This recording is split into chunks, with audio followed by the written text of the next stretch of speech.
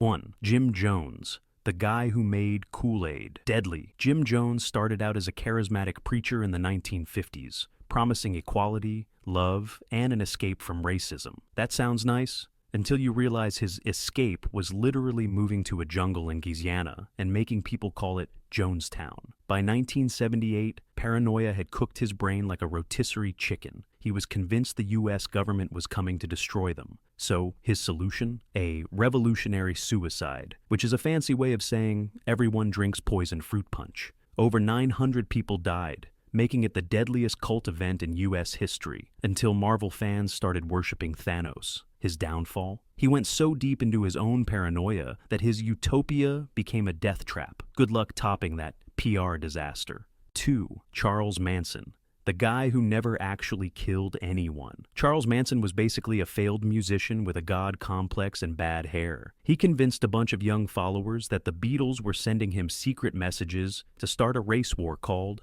Helter Skelter. Because, sure, when you think of the Beatles, you totally think apocalypse. In 1969, his followers committed the brutal Tate LaBianca murders, which horrified the nation. Fun fact, Manson wasn't even at the crime scenes. He just told them to do it. That's like being the world's worst Uber driver. You don't go anywhere, but you still ruin everyone's night. His downfall? The police finally connected him to the murders, and he spent the rest of his life in prison, writing terrible songs nobody asked for. 3.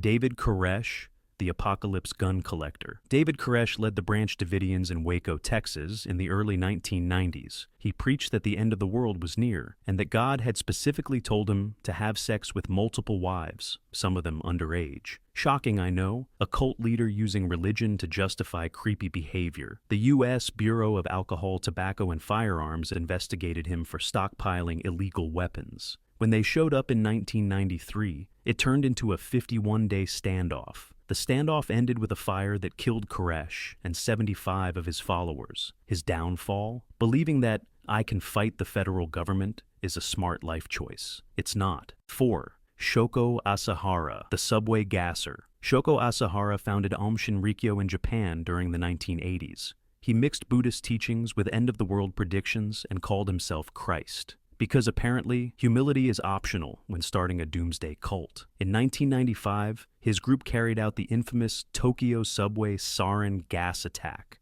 releasing a deadly nerve agent during rush hour. 12 people died, thousands were injured, and the entire country collectively decided that subway rides needed to come with a trauma warning. His downfall?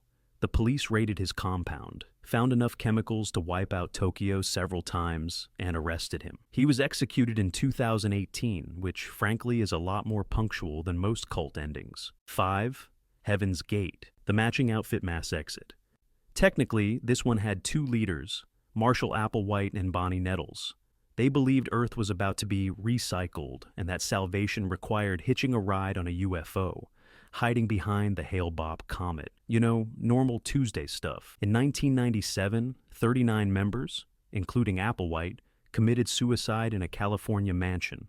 They wore identical black outfits and Nike sneakers because branding matters, even in death. Their downfall? Tying their prophecy to a one-time comet. Once it passed, their exit strategy wasn't exactly optional anymore. 6.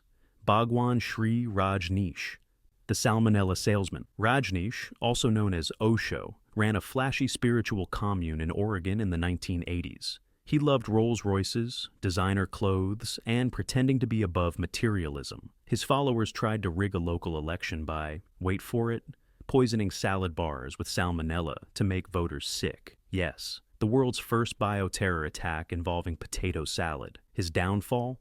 U.S. authorities charged him with immigration fraud, and he was deported. The commune collapsed faster than a vegan's willpower at a BBQ. 7.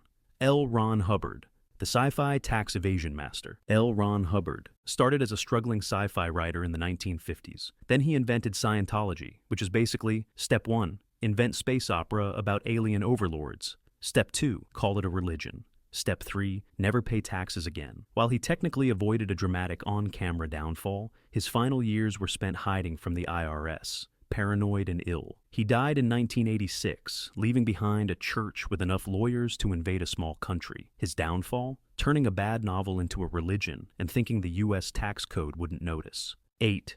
Sun Myung Moon, the wedding mogul. Sun Myung Moon founded the Unification Church, famous for those giant mass weddings where thousands of couples tie the knot in stadiums. Why? Because according to him, only he could choose your soulmate. His empire started to crumble after multiple fraud charges and tax evasion cases in the 1980s. Still, he clung to power until his death in 2012, proving that some cults die hard, and some just keep selling wedding packages. His downfall? Trying to run a religion like a wedding factory and a money laundering operation at the same time. 9. Jim Bakker, the televangelist turned timeshare salesman for heaven. Jim Bakker wasn't your classic drink the Kool-Aid cult leader, but he ran the PTL Club, a televangelist empire in the 1980s that operated like a cult with cable access. He sold lifetime memberships to his Christian theme park, except he sold more memberships than rooms existed. When fraud charges hit, it turned out he was also covering up a sex scandal with church money. He went to prison, lost his empire, and now sells apocalypse food buckets on late-night TV. His downfall? Turning praise the Lord into pay the leader. 10. NXIVM, the branding cult. Keith Raniere called NXIVM a self-improvement group, but it turned out to be a pyramid scheme with a side order of human branding. Yes, they literally burned his initials into women's skin as part of a secret sisterhood. When survivors spoke out, the FBI swooped in. In 2019, Raniere got 120 years in prison. Ironically, the man who ran success workshops will now be doing license plate workshops. His downfall? Forgetting that running a sex cult in the age of smartphones is like robbing a bank in flip-flops. You're getting caught. 11.